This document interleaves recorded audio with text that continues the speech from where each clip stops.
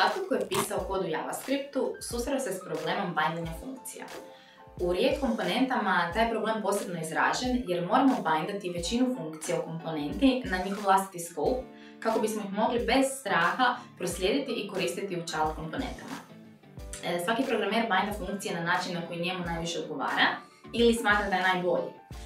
No kada radimo u timu to može predstavljati problem jer želimo da naš kod zadrži određenu dozu uniformnosti. Stoga smo u Five napravili malo istraživanje kako bismo odabrali najbolji pristup bindanja metoda u React komponentama. Proučili smo što se sve nudi i izbor nam se sažeo na sljedeće 3 opcije. Arrow function in render, bind in constructor i arrow function as a class prop.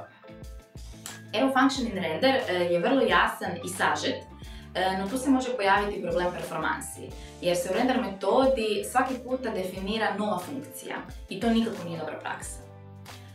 Binding constructor je još jedan način ručnog bindanja metoda, no tu se pak javlja sljedeći problem. Kako raste broj metoda u React komponenti, tako raste i broj bind expressiona u konstruktoru.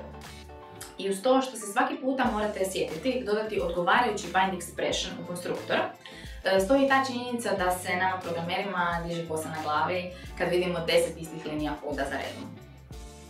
Treći način, arrow function as a class prop, je popularan u community-u i većina članaka ga propagira kao the way to go. Nakon malo istraživanja pokazalo se da je ovaj način bindanja funkcija dosta sporiji od metode bindanja funkcije u konstruktoru. Problem brzine vjerojatno se neće osjetiti na manjim projektima, ali mi smo se više puta borili s performansama i nama je taj aspekt definitivno vrlo bitan. Nakon cijelog tog istraživanja što je bolje i što bi trebalo koristiti, sukobile su se nekako dvije struje. Oni koji smatraju da su performanse bitnije, te su glasali za metodu binding constructor, i oni koji žele u jednoj liniji koda i deklarirati i bindati svoju metodu. Oni su glasali za arrow function as a class prop. I ovdje nam u spas dolazi autobind. To je JavaScript dekorator koji donosi upravo ono što nam treba. Samo notiramo metodu koju želimo bindati kao add_autobind i cijela stvar radi. Time smo zadovoljili obje strane.